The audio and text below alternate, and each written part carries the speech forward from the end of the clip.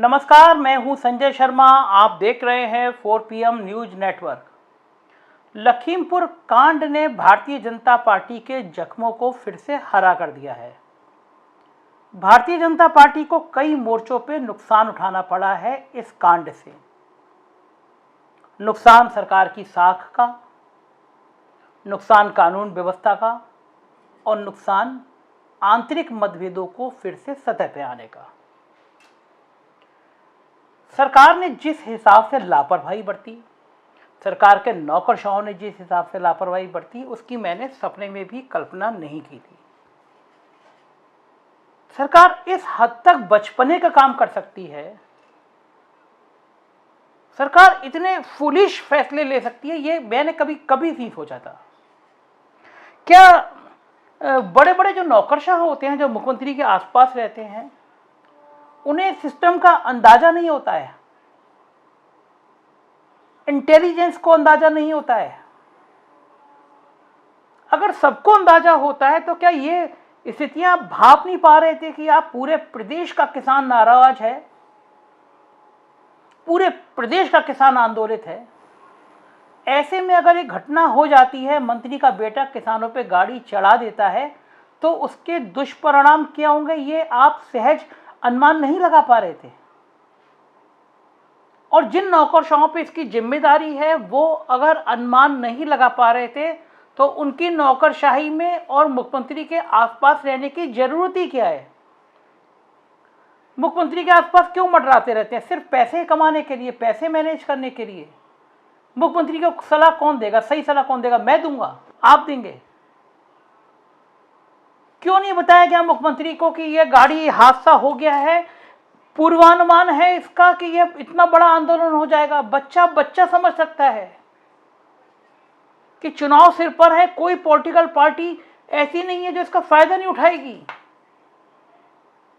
अब भारतीय जनता पार्टी का दूसरा खेमा, जो योगी जी से नाराज रहता है, वो घटना को किस तरह ट्विस्ट कर रहा है। कार्यकर्ता अपना नाम तो सामने नहीं आने दे रहे हैं, लेकिन जो पिछले दिनों में माहौल चला है, लखनऊ दरबार, दिल्ली दरबार, उसके झगड़ों में कहां कहां क्या क्या चीजें जा रही हैं, वो ज्यादा नुकसान कर रही है। वो नुकसान ये कर रही है कि ये लड़ाई यूपी दरबार बनाम दिल्ली दरबार की हो गई है। ये लड़ाई अमित शाह के ईगो बनाम योगी आदित्यनाथ के ईगो की हो गई है। और बात भी सही है, ये लड़ाई बढ़ेगी तो योगी का फायदा होगा और अमित शाह और मोदी का नुकसान होगा। फायदा योगी सरकार का इसलिए होगा कि लड़ाई भारतीय जनता पार्टी और समाजवादी पार्टी में ही नजर आ रही थी अब तक। और अगर ऐसा होता तो ये सभी मान रहे थे कि भाजपा का हारना तय है। गांव में हालात बहुत खराब हैं, किसी भी कीमत पर लड़ाई, ट्रायंगल हो, त्रिकोणीय हो, ये इसकी कोशिशें सब कर रहे थे।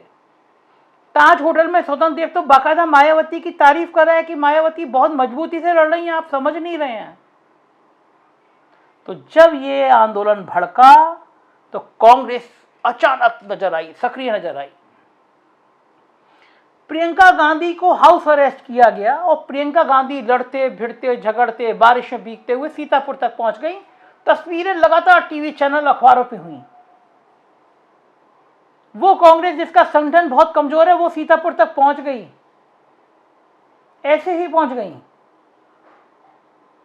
क्या प्रमोट करने की कोशिश की गई कि कांग्रेस ज्यादा से ज्यादा टीवी चैनलों पे, अखबार पे दिखे? वो दिख गई। कांग्रेस ने राष्ट्रीय स्तर, अंतरराष्ट्रीय स्तर का मुद्दा बना दिया। पंजाब के, छत्तीसगढ़ के मुख्यमंत्री आए, 50-50 लाख रुपए दे गए। नवजोत सिंह सिद्धू आए, पूरे दिन हंगामा चलता रहा, टीवी चैनलों पे सिर्फ कांग्रेस दिख रही है। ये कांग्रेस का इतना दिखना योगी को परेशान नहीं कर रहा, परेशान कर रहा है मोदी को और अमित शाह को। तो जो लड़ाई यूपी दरबार बनाम दिल्ली दरबार की थी, वो लड़ाई एक बार फिर चर्चा का विषय बन गई कि क्या इस आंदोलन को भड़काने के पीछे भी कोई साजिश है। हम तो डूबेंगे सनम, मगर तुमको भी ले डूबेंगे। जब एक खेमा कहता है कि अगर सरकार भाजपा की बन गई तब भी दोबारा योगी आदित्यनाथ मुख्यमंत्री नहीं बनेंगे, तो उनके लिए ये जवाब है कि हम तो डूबेंगे सनम, तुमको भी ले डूबेंगे। कनाडा में, ब्रिटेन में, फ्रांस में, न्यूयॉर्क टाइम्स लिख रहा है, हर जगह लखीमपुर खीरी, लखीमपुर खीरी, लखीमपुर खीरी चल रहा है, छप रहा है। अंतरराष्ट्रीय पटल पर छवि किसकी खराब हो रही है? योगी आदित्यनाथ की। माफ कीजिएगा, अभी योगी आदित्यनाथ इतने बड़े नेता नहीं हैं कि अंतरराष्ट्रीय फलक पे उनकी छवि खराब होने या उनकी छवि सही होने पे असर पड़ता हो। अंतरराष्ट्रीय स्तर पर अगर किसी की छवि खराब होने पे या सही होने पे फर्क पड़ता है तो वो हैं देश के प्रधानमंत्री नरेंद्र मोदी। और वो अपनी छवि के लिए कितने जागरूक हैं ये मुझे आपको बताने की जरूरत नहीं है। खासतौर से अंतरराष्ट्रीय फोरम पे प्रधानमंत्री जरूरत से ज्यादा सजग रहते हैं कि उनकी छवि पर जरा सी भी आंच नहीं आने पाए। और फिर एक बार आंच आई और बहुत बुरी तरह से आई। सवाल फिर उठा कि डेमोक्रेसी कहाँ है भारत में। पिछले दिनों मोदी जी अमेरिका गए थे। अमेरिका में जिस तरह डेमोक्रेसी का पाठ पढ़ाया, उस पाठ ने पूरी दुनिया में ट्रोल किया प्रधानमंत्री को और कहा कि अमेरिका के नेता भी अब हमारे प्रधानमंत्री को डेमोक्रेसी सिखा रहे हैं। आज फिर वो वीडियो वायरल हो रहा है दुनिया में जिसमें किसान शांतिपूर्ण तरीके से चले जा रहे हैं और पीछे से जीप रोंदती हुई चली जा रही है।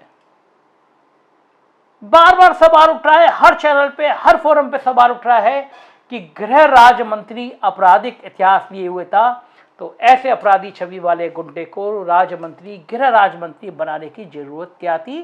तो सवाल उठ रहे हैं अमित शाह पे।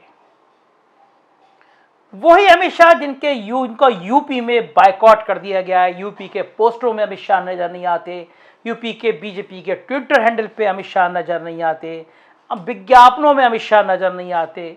उत्तर प्रदेश से अमित शाह को समेटने की तैयारी हो रही है। और अब अमित शाह का नाम अगर आ रहा है सामने तो यह आ रहा है कि गृह राज्य मंत्री अजय कटेनी का जो चयन हुआ है वो अमित शाह की मर्जी से हुआ है। तो ऐसे में ये सब बातें सच बिल्कुल ना हो। मैं ये बिल्कुल नहीं कह रहा कि योगी जी ऐसा चाह रहे होंगे, मैं ये बिल्कुल नहीं कह रहा अमित शाह ऐसे चाह रहे होंगे, लेकिन राजनीतिक गलियारों में, राजनीतिक आंकलन में जहां पे छोटी सी चिंगारी होती है वहां पे बहुत बड़ी आग लगती है। ये आग लग चुकी है। ये लखनऊ में भी है बात, ये बलिया में भी है बात, ये नोएडा में भी है बात, ये कानपुर में भी है बात, और ये बदायूं में भी है बात। लोग पूछ रहे हैं कि कोई इस तरह की कॉन्स्पिरेसी तो नहीं है। चुनाव की दहलीज पे खड़े हैं आप, सुप्रीम कोर्ट में आज सुनवाई है, पता नहीं सुप्रीम कोर्ट क्या फैसला दे दे। आनंद फानंद में गृह राज्य मंत्री के घर पे उनके बेटे की तलाश में नोटिस चस्पा कर दिया गया है। आप सोचिए कितना बड़ी मजाक है ये। देश का home minister, state home minister, दुनिया के सबसे बड़े लोकतांत्रिक देश का गृह राज्य मंत्री, पुलिस उसके घर पे नोटिस चस्पा कर रही है उसकी बेटे की तलाश में।